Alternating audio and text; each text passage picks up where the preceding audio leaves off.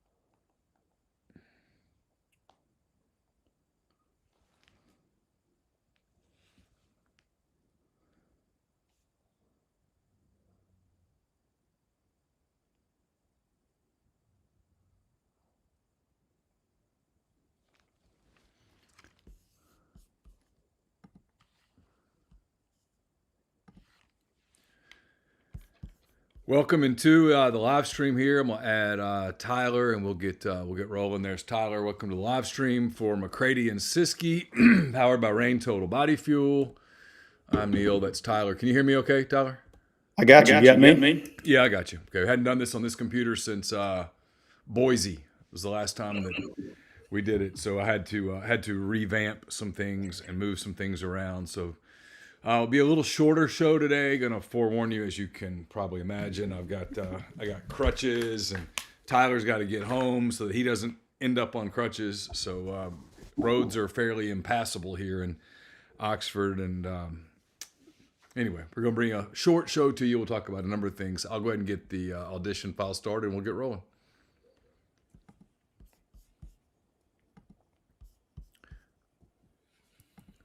I can't see the chat, by the way, so I apologize. Yeah, I can't see it either. Welcome into another edition of McCready and Siskey, powered by Rain Total Body Fuel. I'm Neal McCready. That is Tyler Siskey.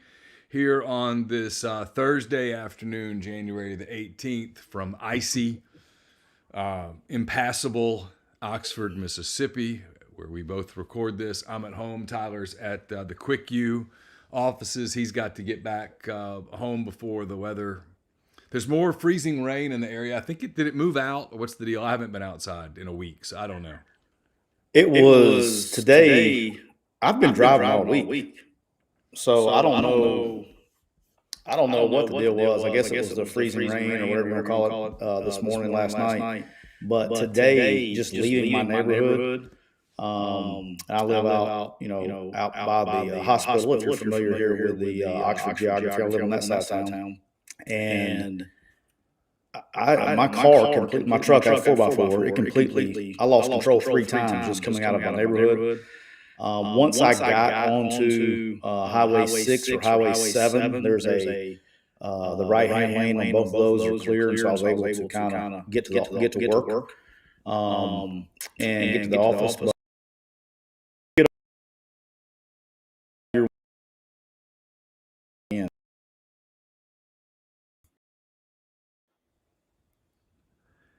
you still got me? Yeah, they're saying we have an echo situation that I'm working on, so I'm doing the best I can. Keep going. I'm sorry.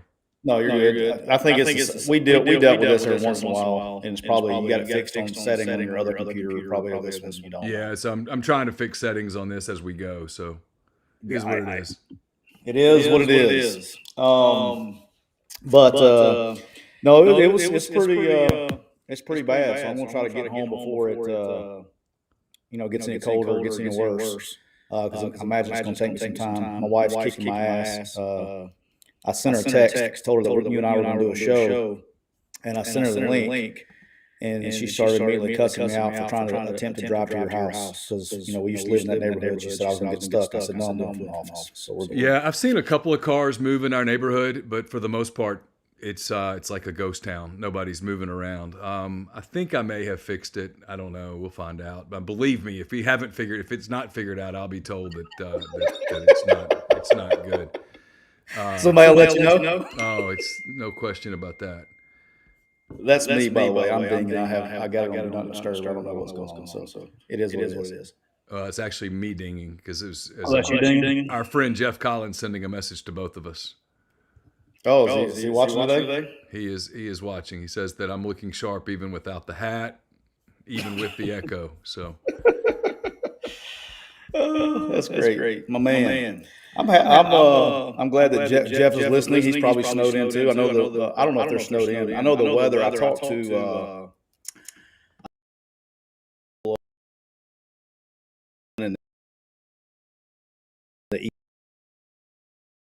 there. We're gonna have to go with a little. We're gonna have to go with a little bit of an echo. It's that simple. I can't fix it live. So if that bothers people, I don't think it's going to affect the recording. So that's the bigger part of it. So is what it is. It is what it is. No, but I talked to a Big Ten school and an ACC school just a little bit north of Jeff today, and they're dealing with travel issues and weather and everything too. So it is what it is. So all right, let's touch on a few things. We'll tell you first. We're brought to you by Rain Total Body Fuel, 300 milligrams of natural caffeine, BCAAs, and electrolytes. Guys, please, if you're out there texting me, don't text me during the show. It's messing me up. I can't. It comes across. Just don't text. I can't put you on Do Not Disturb and turn everything off.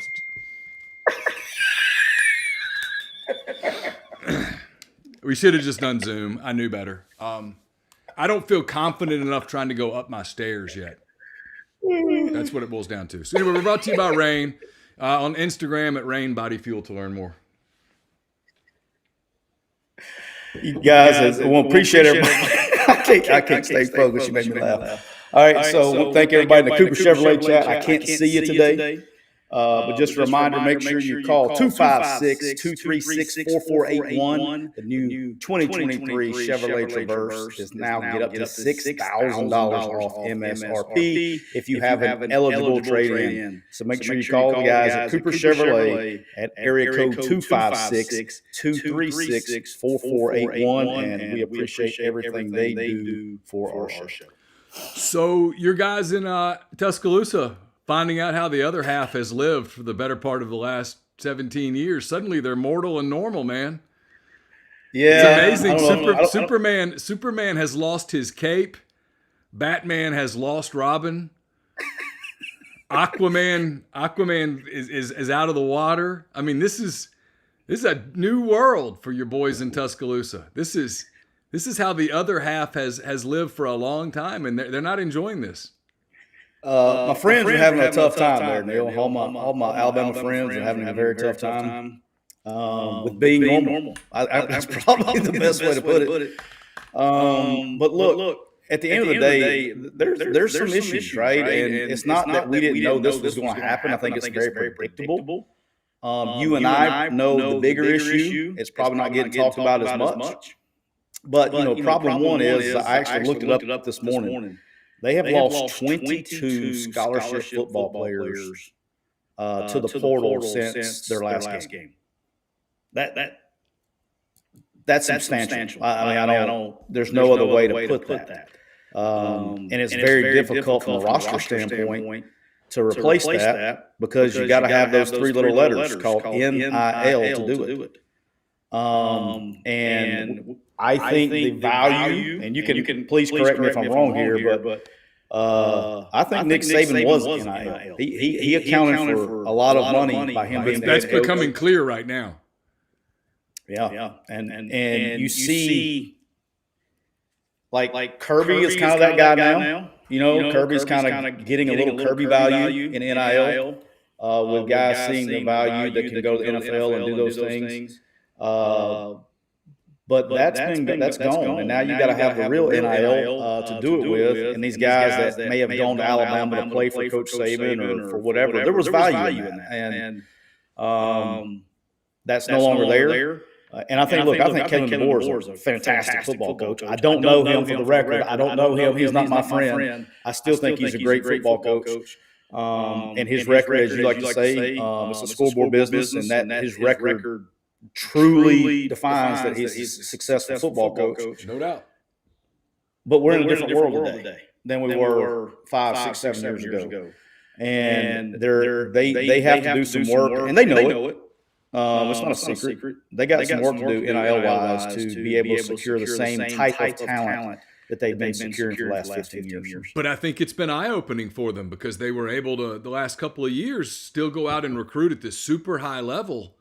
And what you're finding out now is that they like you said, they weren't the highest bidder. They weren't getting guys just because of their NIL. They weren't getting it mattered to kids. It mattered to kids' families that, hey, you get an opportunity to learn from Nick Saban and his staff and that program, and to be a part of the lineage that was Saban, right? I mean, there was royalty that was associated with Nick Saban at Alabama, and deservedly so. But now that he's not there anymore, and a lot of the people that were with him have moved on, and now you go back, and I don't mean this disrespectfully, you just become another program. And so now when you become just another program, NIL or pay for play, I mean, they love the guy in Congress today. We'll talk to him in a minute. He goes, I just want to make sure this doesn't become pay for play. And everybody's like, oh my God, bro, I mean, are you crazy? That's all this is. I mean, but I'm going to go jump around for a minute because this one bugs me. College football people, athletic directors, you guys that think that Congress is going to bail you out of this, that Congress, of all the bodies in the history of the world, you expect Congress to fix this. Congress can't fix anything, man. They're not going to fix college athletics. They have no clue what's going on with college athletics. They don't intend to find out what's really going on with college athletics. Most Congress people have either been in Congress for so long that they've completely lost touch with humanity, or they're really rich people who never had any touch with humanity, or they're just these dweebs who have no understanding of athletics at all, of business at all. And you're asking them to take control and to run. That's the problem with your field, Tyler. Coaches, athletic directors, those people, they continue to run to Congress and go, help. Like, do you watch the world? Congress hasn't fixed anything. They just make things worse. I knew when I put that on the outline that you were going to see that and just fall out. I wish I could have been a fly on your wall when you read that. You probably had to go look it up to make sure it was accurate. I mean, I went and read Ross Dellinger's Twitter account, and he's quoting the guy from Georgia, of all places. I mean, he's the guy from Georgia. How do you think the guy from Vermont feels about this? I mean, the senator from the representative from South Dakota, they look at this and go, what the hell are you talking about? We're not fixing anything. It is what it is. People have to accept that this is the new normal. Deal with it. You and I know Ross personally. Ross Dellinger. He's a phenomenal guy. He's one of us. He's very similar to you and I. Great personality. I often wondered his new gig when they make him go to Washington D.C. and sit in those congressional hearings. If he just wants to find the tallest building in Washington and jump out of it, like that's got to be like he's got to be going, what are we doing? I think he knows that he's getting to write comedic gold. I mean, he's getting to that. There's this group of people out there, and they're people in athletic administration that continue to think Congress is going to solve these problems and bail this out and be the bad guy. Congress is not going to be the bad guy. If you want to, quote, fix college athletics, you're going to have to be your own bad guy. You're going to have to be the guy that takes the PR hit.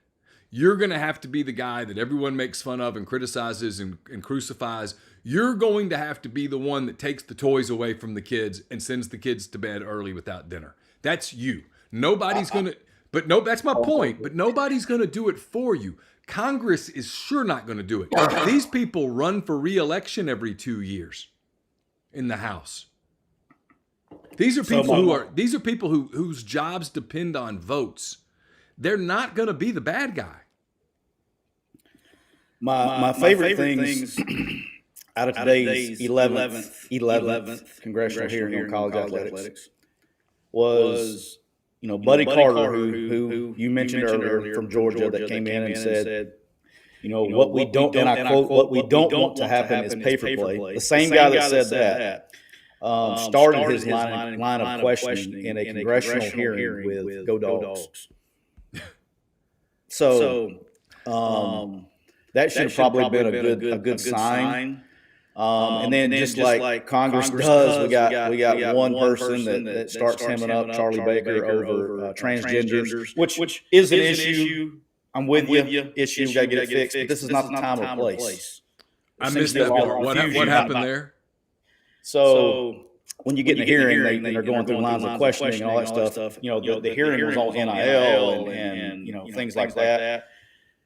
It really when it got to, I don't even remember. I think it was somebody from Arizona, if my mind's right. But basically started to question him on transgenders in sport. He was like, this is an NIL here. And so anytime you're dealing with politics, it's just like every bill. The bill could be about getting enough salt to put on the roads. I guess we don't have. I guess our salt fund was low this year in Oxford. But the bill could be that, and then we're going to, the politicians will find a way to put in some kind of funding for triple mask, so we can make sure that we're protected in a salt bill. So it's very kind of like that, where they were going off the rails a little bit.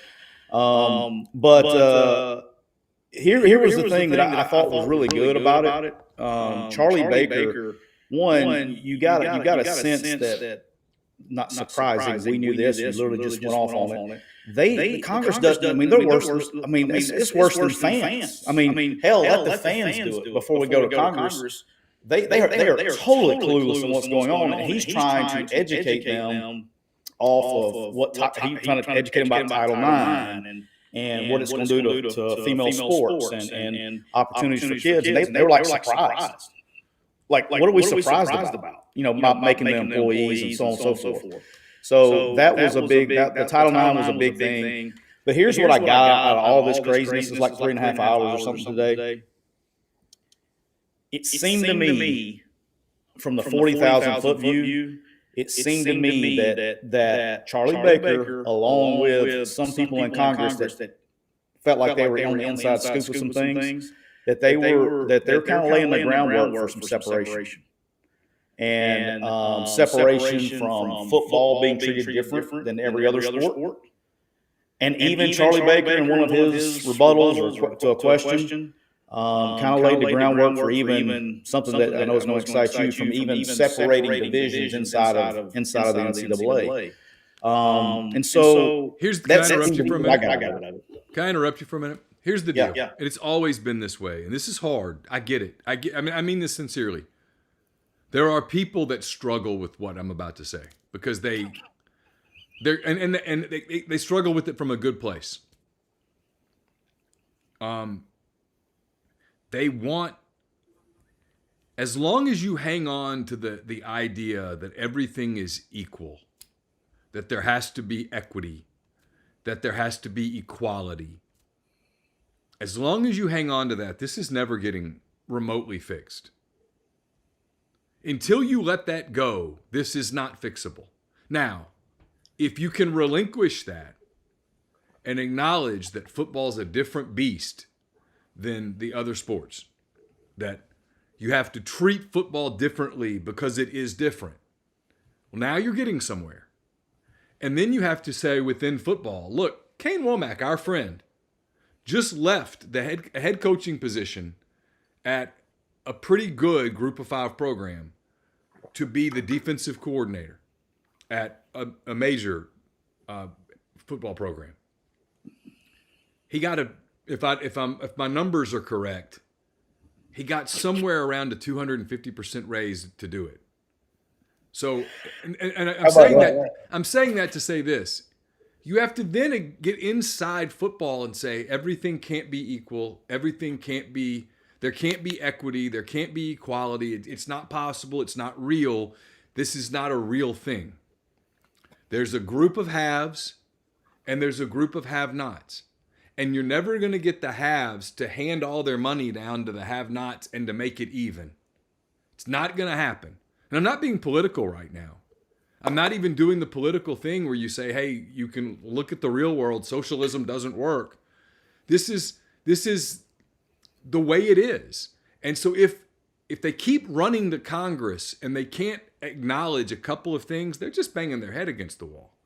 If you really want to fix it to where it makes some sense and where you can regulate things and have some degree of, I don't even know, I hate the word fairness, but some degree of parity and that kind of thing, to where it's not just off the rails, you have to do two things. One, you have to pull football out and make it a separate entity. And then inside football, you have to have a Division I and a Division II. And let the Division II go compete amongst themselves. And maybe they can have some crossover games where they get the money to fund whatever. That's fine. But acknowledge that they're not competing for the same championship. And then let this group go and make a lot of money and figure out revenue sharing with players and that kind of thing. And you're going to have some form of a commissioner who has power, who can drop his gavel the way at the NFL level. You've got, Goodell can drop the gavel and suspend somebody or fine somebody or whatever, and his rule sticks. Until you acknowledge those things, this conversation just keeps coming in a loop. That's the only way that you're ever going to be able to say, okay, here's this new organization. It's these 50 to 60 football programs. They are a Group A.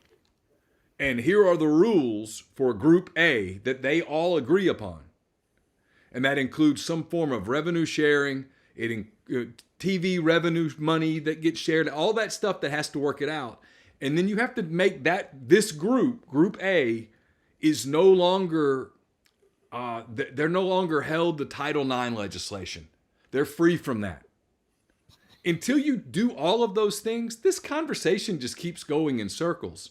And it never gets anywhere. And a lot of people say, and it shouldn't, and that's okay too. But until you get there, we're at this thing now where you're going to be able to transfer 4, 5, 6 times. The coaches are not ever going to be able to handle anything. The Gino Auriemma quote last night, I think it was last night, they played St. John's or something in women's basketball, and he talked about how there's no relationship anymore with the player because the player has all the control, because the player can leave whenever the player, and all that stuff. He's not wrong, but there's no way to fix it unless you acknowledge a few things. And getting people, especially in Congress, to acknowledge the things that we just talked about, one half of the people in Congress are never going to acknowledge those things because it's politically suicidal for them to do it. Yep. that was where I was just like, you're. It was one of those things where if you listen to like, they seem to be going down the right road and having some good discussion, and then you'd have somebody interject, "Go Dogs!" I mean, it's just it's just whoa. You're trying to bring everything back to this is what we're here talking about. But you're 100% correct. There was a representative from Tennessee. She did a great job, and there was another one who was an athlete, former athlete, was track and field athlete. She got it. But there was a very huge distinction between the people who got it and the people who didn't. And I'm talking about completely clueless. Completely clueless. And, it's like there should be some like background prep before you go, hey, senator or congresswoman or congressman, we have this hearing tomorrow. It's on NIL. Let me sit you down and explain a little bit what the problems are. There should be some background. But it's like they just woke up, got out of bed, went to work, and walked into a meeting. They had no idea what they were talking about. But they don't understand why, if you're going to do profit sharing, for example, to have profit sharing, you must have profit. So if you're going to share the profits, you must have profits. And the only sports that profit are the maybe one and sometimes two, and in rare occasion 3. That's it. And the only reason that you have all these other sports is because of Title IX legislation, which is not a bad thing, obviously. It has created lots of opportunities for young men and young women all over the country to get an education where they otherwise would not get an education. That's been documented. You've coached people at Northwestern State, at Arkansas State, at South Alabama, probably at Ole Miss, probably at Alabama, that would not have gotten opportunities had it not been for athletics to further themselves educationally, to get a degree, to put themselves in a position to have a better chance to succeed in life. But we've gotten away from that part of it because over the last few years, it's been about, okay, well, the players should be paid. And most people acknowledge, yeah, they should be paid. But to pay them, you've got to make a profit. And there's only 1 or 2 sports that make a profit. And so now it comes back to, well, we should pay the swimmers. We should pay the track people. We should pay the golfers. We should pay the tennis. With what? They don't make profit. Those sports lose money. We just can't have an honest conversation about it. And people that are listening to us understand it, which is why they're probably banging their head against the wall going, talk about something we don't know. But this is the part, every time they go to Congress and they have these conversations, and we go, what is it about this that you don't understand? All of it. They don't understand any of it. And yet college athletics keeps going back to Congress going, save us. We've made a mess these last 3 or 4 years. Save us. And Congress goes, we don't even, you're going to the doctor and saying, I need you to cure me of this ailment. And the doctor's going, you have an ailment? What's the ailment? You're going nowhere. And so that I keep getting confused as to why they run to Congress left and right. But they continue to do it. They continue to say Congress has to help us here, even though it becomes very obvious that Congress has no interest whatsoever in solving this problem because they don't understand the problem. And frankly, given the state of our country and all the things that are happening in our country, the day that Congress has the time to fool with college athletics and NIL will be a glorious day because it will mean that we solved a lot of other problems that frankly impact far more people than whether college athletes get paid or not. Well, today was the 11th congressional hearing on college athletics. Maybe by the 47th meeting we'll get somewhere. Maybe we can get a hotty-toddy in congressional hearing number 47. All right, move along a little bit. Has something to do with rules. I thought this was interesting. Your good friend Dan Wetzel, okay? And I saw Ross had retweeted this. I actually saw this reading Ross's stuff today. The NCAA is trying to get a new strict liability rule passed. This is going to be fun. This is going to be fun. Where college head coaches can be held liable and be fired with cause. This is the key part of this. Can be fired with cause if one of their assistants or somebody in their organization commits a level 1 infraction. You know where we're going with this one, boss. I mean, look, it's a great way for schools to create an avenue to get out of these contracts. And we have a winner. And we have a winner. Neal McCready. Welcome. The big winner. If I'm nothing, I'm practical. If you don't think there is going to be schools turning themselves in, I mean, because look, think about this. If you're a school and you sign a coach to a huge, massive contract, and you want to get out of it, okay? Why would you not turn your own self in? Pull a Tennessee. Turn your own self in. All right. Get out of your buyout, because what's the NCAA going to do? They're going to take away some phone calls and a couple days to visit in the spring. They have no teeth right now. Yeah. So you could go and turn your own self in, get out from underneath your massive buyout. And I mean, that's what's going to happen. And if you don't think it's going to happen, I got news for you, because if they want to dig deep enough, if they wanted to dig deep enough, every school in America has a level 1 violation. Every one of them. Oh, of course. Every one of them. If you want to dig, you're talking about your entire organization, all of your assistants, all of everybody. There's somebody that's committed a level 1 violation on your watch. Now, they've got call or not? No. But you're going to start having internal affairs. You're going to have all kinds of stuff going on to get out from underneath the buyout. You don't think Texas A&M would have liked to have done that before they wrote them a $75 million check to go fishing? Oh, I mean, there's no question about it. But I mean, if you're a coach who's going to become a head coach, you're not signing off on this, because there's always going to be people potentially that, especially the NCAA rulebook, the way that it is today, it's pretty easy to commit a level 1 violation without anyone even knowing about it. Dude, what do we do? Yeah, all right. It's a lack of practical sense right now. That's all. There's a group of people that I think are just stuck in, hey, we need to get it back to the way that it was. And I've talked with you about this. It's the toothpaste out of the tube, genie out of the bottle thing. You're going to have to figure out a way to legislate things in a new era. The old era is gone. That toothpaste is not getting back into the tube. Genie's not jumping back in that bottle. You're going to have to figure out a different way to manage things.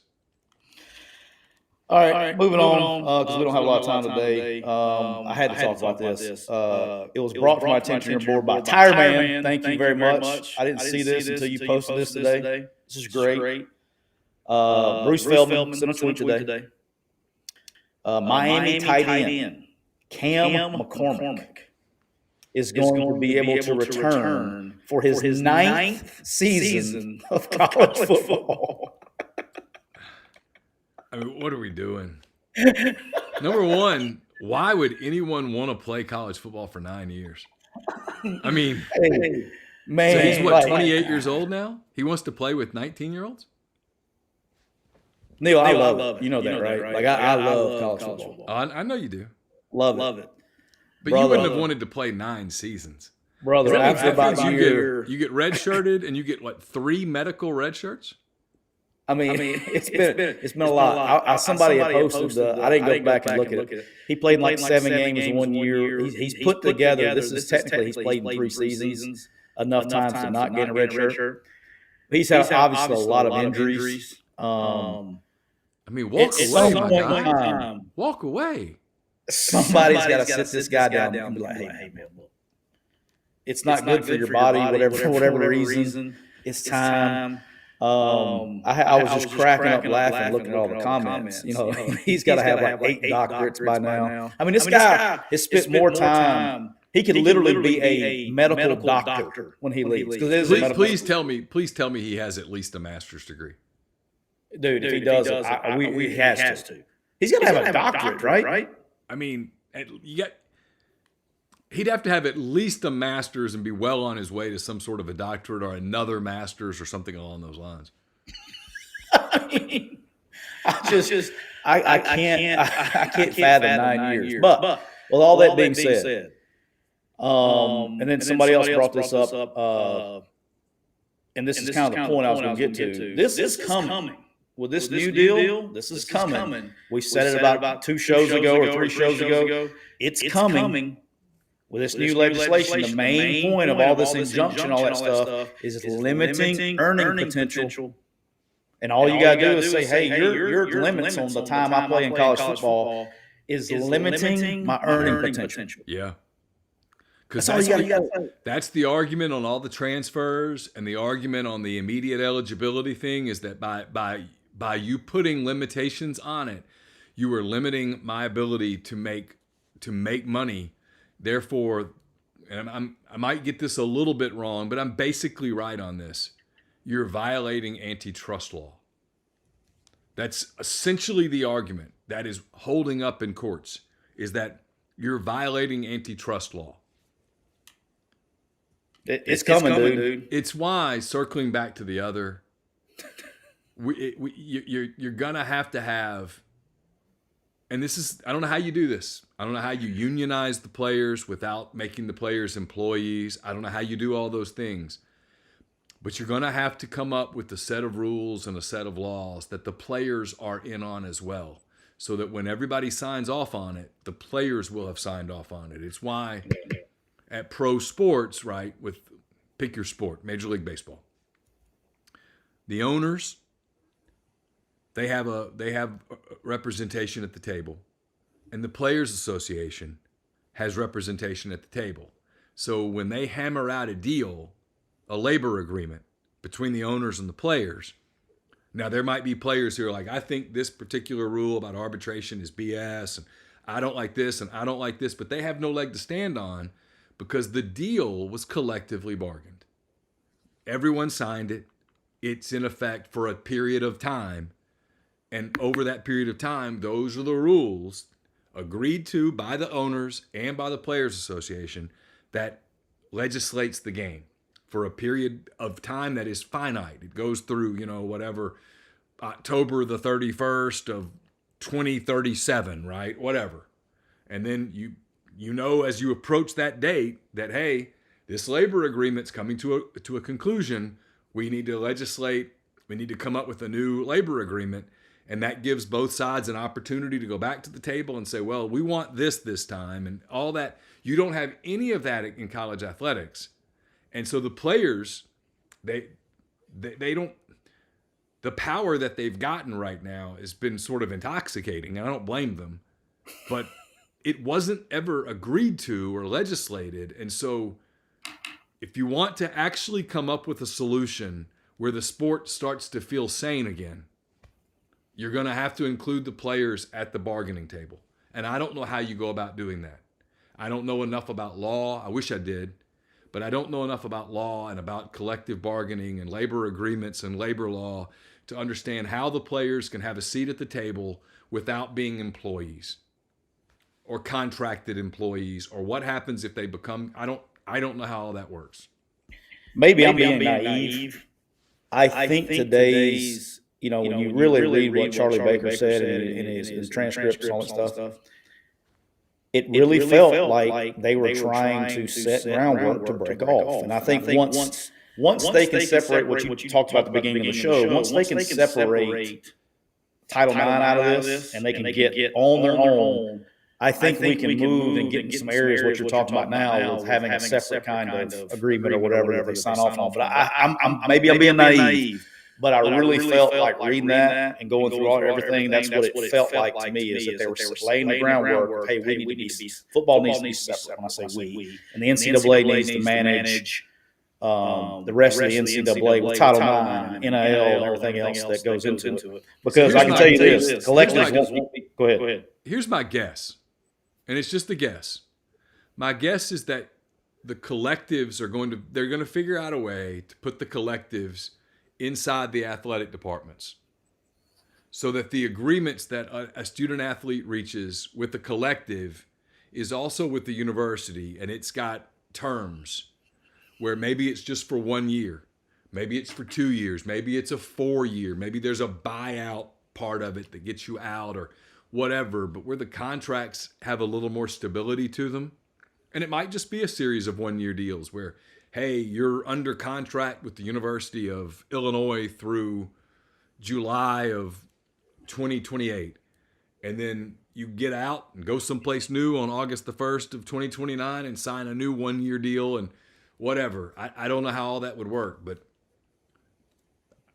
No, my somewhat educated guess is that that is going to be part of the quote solution, end quote, is that the collectives go inside the universities. The agreements that are made with the collectives are also binding with the university. And that way everybody's got a little more stake in it now. Because the way that it is today, you have an agreement with the collective. The collective is not officially a part of the university. And so all that happens when you void the deal with the collective by leaving the school is the collective just stops paying you. Okay. That's it. There's no penalty. It's not binding. And if I sign with the University of Iowa collective, right? The only thing that happens if I violate my deal with the Iowa collective is that it stops paying me. That doesn't mean that I can't go to the University of Arizona and get paid by them tomorrow. Yeah. That was the other. There was an interesting thing at Rawson. You probably saw it reading through it. Was it the Michigan softball player said something about they tell you how much money they're going to pay you. It changes when it gets here.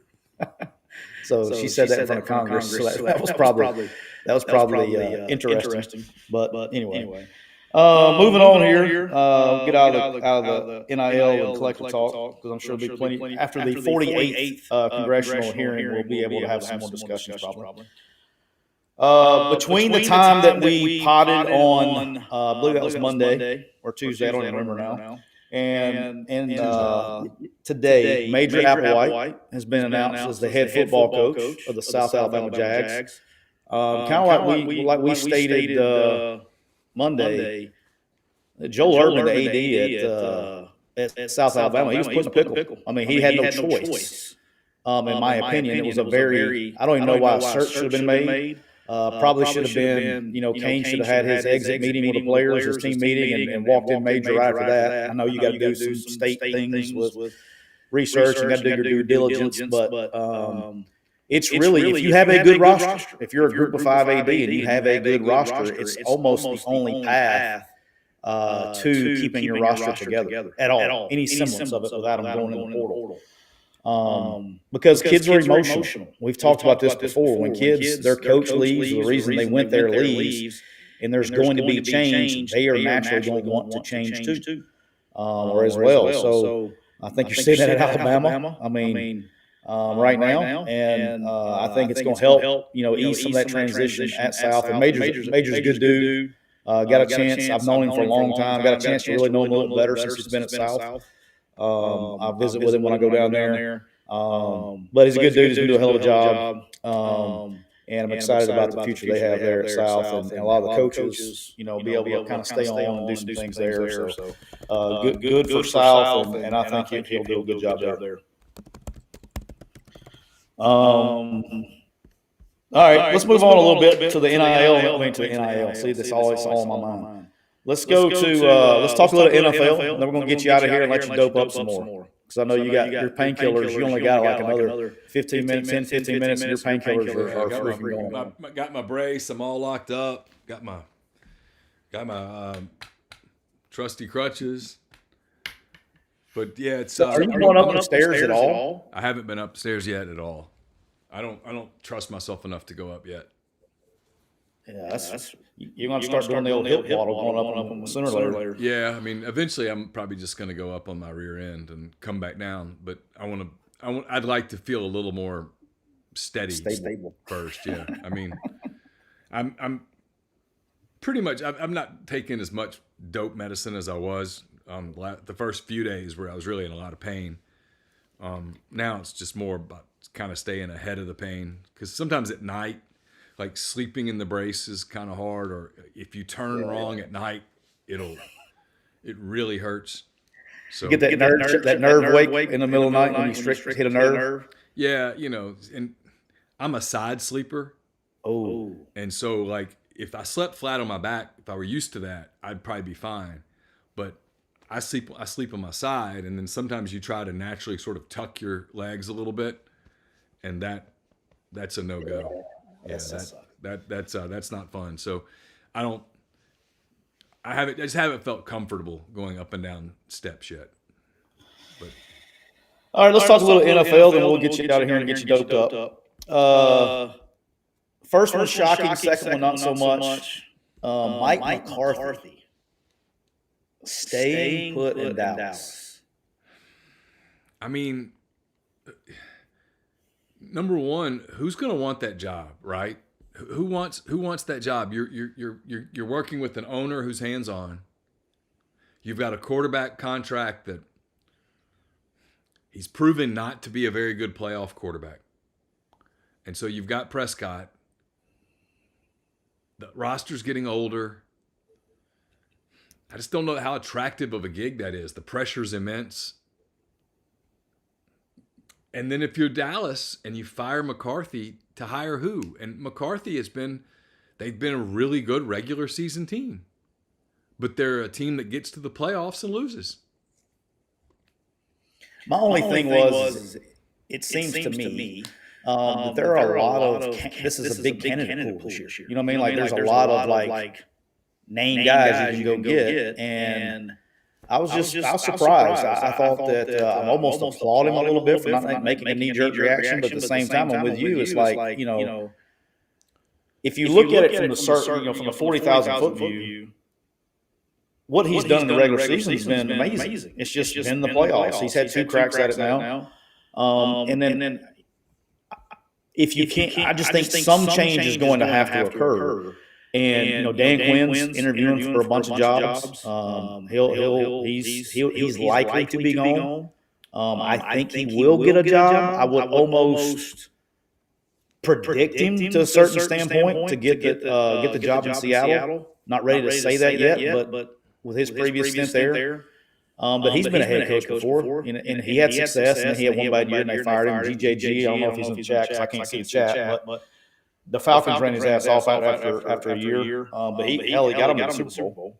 I don't know. I think it was just interesting to me that they didn't make after that, the way that went down. That was bad. We all saw it. I was surprised they didn't make a change. So I'm a little surprised there.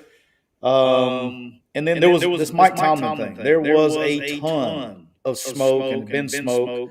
Clay Carter that works with me here, big Steelers fan. He's been telling me for weeks that Mike Tomlin may retire. I didn't really buy it until recently. And I wouldn't say retire. I would just say take some time away. Yeah.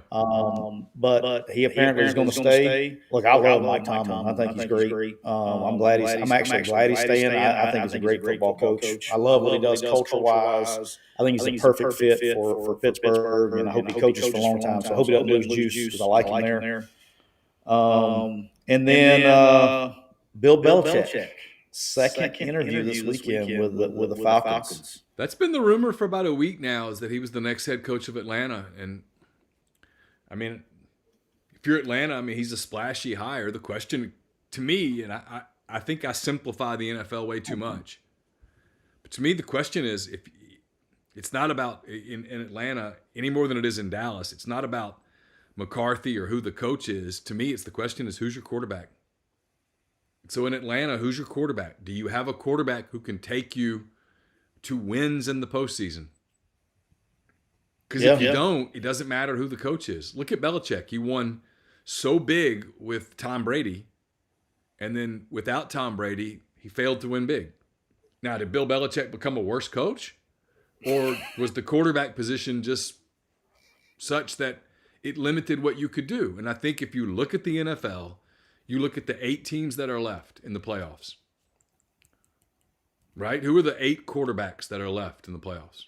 All right, we got Josh Allen. Established elite quarterback. We got a guy named Patrick Mahomes.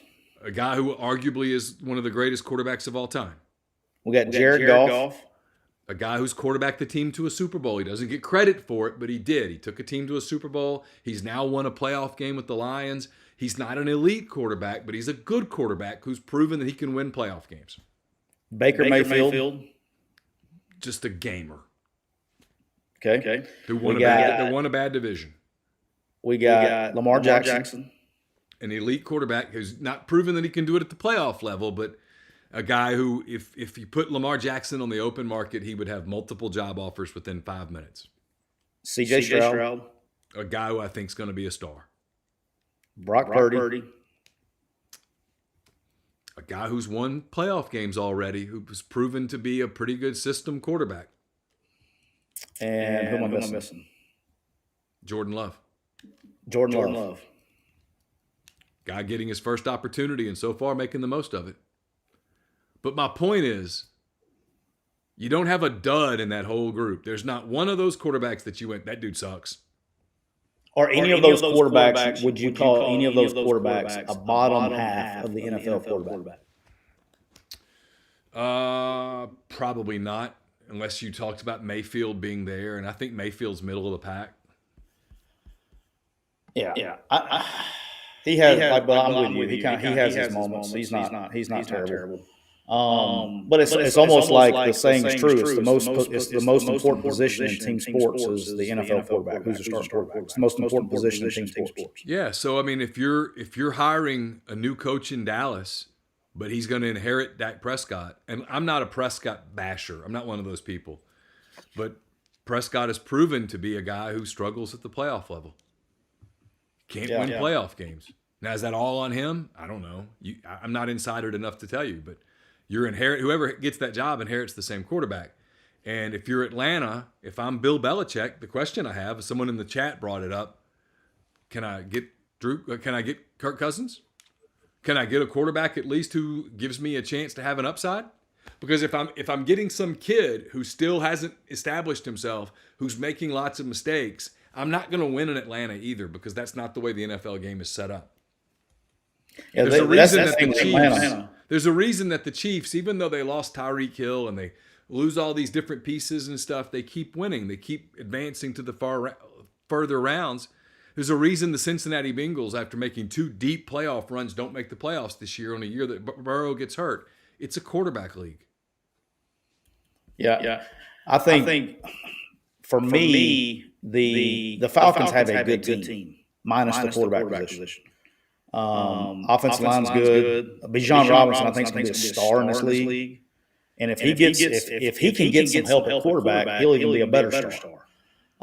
They got money to spend. I think they have to go get. I don't know off the top of my head the free agents quarterbacks, but they go get a quarterback. Will Bill Belichick? Yeah, he'll do great. The other thing is I think the Falcons, and like I said earlier, which I haven't seen him even being rumored to interview there. The only reason I said the Panthers on Monday was maybe be looking out for it. He's going to want to have some kind of personnel control, and those are really the only 2 teams that will probably be willing to do it. And so that's why it makes the most sense. And with that being said, how long does he have? I think the year he gets, in my opinion, the year that he gets the record, he's done. Whether that be in year 2 or year 3, probably year 2. Because if he doesn't win 15 games in the first 2 years, he's probably not going to get a third year. But I think he gets the record, rides off in the sunset, 2 to 3 years max, and they got to be ready to move on. Wrap this up here. So the 4 games this weekend, you got the Texans, the Ravens. We talked a little bit about these on Monday. Texans at the Ravens. Ravens are favored by 9. Here's the thing that fans need to be aware of that affect your betting. Dalvin Cook signs with the Ravens and is put on their 53-man can play this weekend. That's big, dude. Yeah. That's huge. That is huge. Now, what can he do? I think they can get away with it for sure with a game. You know, after you get film, you want to see what does he understand of protections and things like that. How quickly can he pick up the protections that they're running there for Lamar? Because they're going to be completely different than what they were doing at the Jets. So how quickly? He's a vet. He's done it. And then I imagine when he's in the game on third down, it's going to be all 5-man protection, free release stuff where he doesn't have to protect. But that's a big pickup for those guys, man, because the guy's still talented. You know what I mean? That's big. And then even larger was Mark Andrews went through practice. Dude, they just got two Pro Bowlers back on their team that was already the number 1 seed, favored by 9 points at home. I kind of like Baltimore to cover the 9. I agree. I don't want them to. Because I got friends. I love my friends. I'm such a bad person because I like my friends. Oh, I'm cheering for Houston. I hope I'm wrong, but I kind of like Baltimore minus the 9. I saw my man Chris Kiffin on Sideline a bunch the other day. He got a lot of TV time last week. They're upstart. They're a fun team to pull for. Yeah, for sure. They're easy to pull for. I want them to win. And for whatever reason, call me an asshole. I've just never really liked the Ravens. I don't know why.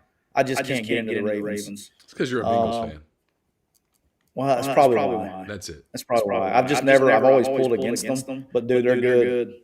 I did have Mark Andrews and Lamar Jackson on my fantasy team this year, so I did have to do a little bit. But that's that. And then both Saturday games, big lines. Packers at the 49ers. It's at 9.5 now. I kind of like the Packers laying the points. I mean the Niners laying the points.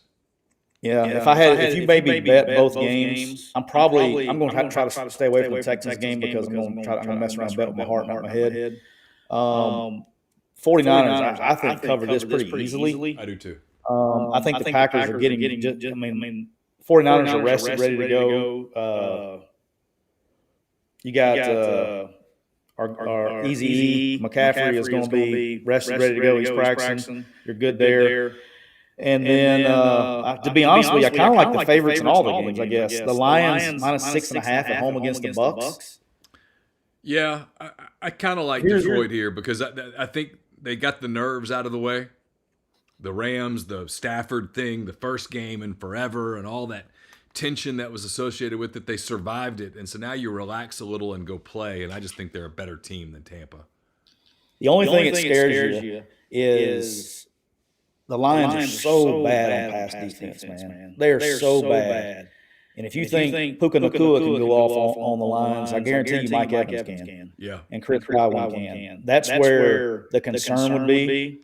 I'm probably going to look at that a little bit more, but if the Bucs can have any kind of running game in that game where they can establish any kind of run to get them to play man coverage and add a guy in the box, it's going to be – you may see a high-scoring game. I'll probably look at the over-under, which I don't have written down. I probably may play with the over in that game. But that's going to be the key there is can they limit Mike Evans and can they limit Chris Godwin in the passing game? And then the game I'm really interested in is the Chiefs at the Bills on Sunday night. I think the Bills kind of run away with this game. Yeah, I tend to agree. I think these famous last words, it sort of feels like the Chiefs have been approaching the end of the road for a while now. And I think they hit the end of the road Sunday. And funny, Buffalo, I think some of the Bills teams the last 2 or 3 years have been better than this team. Agree. But this team, this particular iteration, has gotten hot at the end. And now they're playing a little freer. And last year they had all the DeMar Hamlin stuff, and it was they were not very good defensively a year ago. They're better this year. They've solidified some things. And now Allen's playing at a really high level. Some of the things that were distractions for them a year ago don't seem to be distractions now. And it just kind of feels like it's finally their turn. Yeah, the Chiefs have kind of been I think they would have been beaten last week if they played the right team. They've been playing with fire. You just had two struggling teams. You had a Dolphins team coming there on the road. And what was the fourth coldest game ever? Have you watched any of the Hard Knocks? Some of it, yeah. Yeah, I finished it up last night. They actually had the episode of the last game on there. They were just beat up, dude. They had nobody left. They had nobody left to play. I mean, they had, I don't know how many starters they had out. In particular on defense, they were basically playing with 11 brand new bodies, or 10 plus Ramsey in the secondary. And he didn't play but half the year. And so they were so beat up on defense with Chubb and with Phillips and then with Baker. They had all kinds of guys dinged up on defense, and I think that hurt them. But you had two struggling teams. It was kind of camouflaged. You had them at home. You know, there was a lot of things that were camouflaged last week. But I'm just not into the Chiefs, man. I don't think they're not even in the same ballpark of team that they've been in the past. I just think they kind of get around the stadium this weekend in Buffalo. Let's hope so. Let's hope so, because look, I'm not going to be the guy that says I'm not going to watch the Super Bowl, but I don't want to watch a Super Bowl full of nothing but Taylor Swift in the press box. Just give me anything but that. Anything but that. You give me Tampa Bay, Detroit, Green Bay, Baltimore, Buffalo, whatever. Just not that. I'll bet you a $5 bill if you would like to wager on Sunday night at some point in time. I mean, I'm going to see what network are we on. That's probably going to depend. NBC. What network we're on. NBC. Oh, we're on CBS. CBS, yeah. We're on CBS. I just checked. We're on CBS. I'll bet you lunch. Hello, that friends. There's Taylor Swift. We're going to have a Taylor Swift spotting. It's going to go straight to Travis Kelce. It's going to break for a TV commercial. We're going to go straight to a Pfizer commercial after that. Does anybody want to take that wager? Oh, that's good. It's happening. Yeah. It's happening. And, after the Pfizer commercial, we're going to have a advertising spot for 60 minutes with a special, political special after that on the advertisement. In that order: Taylor Swift, Travis Kelce, Pfizer, 60 minutes. I guarantee you what the 60-minute subject will not be. It won't be the rise in myocarditis, I'll tell you that. No, sir. It'll be about anything but that. Neal, have I told you that this particular episode is brought to you by the Biden administration, 2024? We have been brought to you by our friends at Reign Total Body Fuel, 300 milligrams of natural caffeine, BCAAs, electrolyte, zero sugar. It's got what you need to push the limits and achieve your goals. Check them out on Instagram at Reign Body Fuel to learn more. All right, Neal. So before we go, I've had this set up in here that I'm trying. Like I got my other computer in my office set up where I'm trying to peek over. That's why I keep looking over here, trying to peek at the chat. But I can't. I'm having all kinds of looking at the chat. So I apologize to everybody in the Cooper Chevrolet chat for not being able to see you. I did see one that said from Corey Bartlett in the Cooper Chevrolet chat said, "Cisco, were you aware of some of these moves? I know you spoke on seeing some Group of 5 head coaches take Power 5 jobs." Yes, I was. I tried to hint as much. I actually called my shot with Neal after the podcast on one, and it was literally I texted to you 20 minutes after the show. It broke. Yeah. Look, it's going to be moved. It's not over. There's one more that's going to occur. But I'll let it. There'll be one more Group of 5 head coach that leaves for a coordinator job or a position job here in the near future. I don't know what they're waiting on, but I've been told it's done. Maybe it's not done. Maybe that's why I haven't done that yet. And then Neal, I don't know what you can see. Can you see the office, man? You see my pictures? I do. I see you got your Reign and your Troy stuff and your Roll Tide stuff. And so for all my people that think I'm there's your Ole Miss. There's your Ole Miss thing. Yeah. I like it. I got all these pictures done. When I was I actually as a gift for one of the boosters at Ole Miss when we moved here, allowed me to stay in his condo until we could get my family moved. And so the guy has everything in the world. So what do you get the guy that has everything in the world? And so big Ole Miss fans. So there was a guy in Jonesboro that does these paintings on distressed wood. And so I was like, you know what? I like that. So I ended up getting over the years, every one of my stops that I've had, every place I ever coached, he basically painted the logo of that place on this wood, and I got them all over the office. So I got a whole office full of logos. And I lost one to move somewhere. From my St. Paul's one is somebody stole it. I think I don't know where it's at. I can't find it. So, We will we'll wrap it there. We'll be back next week. We'll figure out a schedule. Hopefully, Oxford will have thawed out to some degree by Monday, Tuesday. Who knows? I don't know how. It's not supposed to get above freezing until like Monday afternoon. Yeah, I know. So, but hopefully we'll figure it out. We'll get back on some semblance of a schedule at some point here pretty soon. But we got 2 shows to you this week, which is one more than I thought we would get done. So 2 shows to you this week. Hope everybody has a great weekend.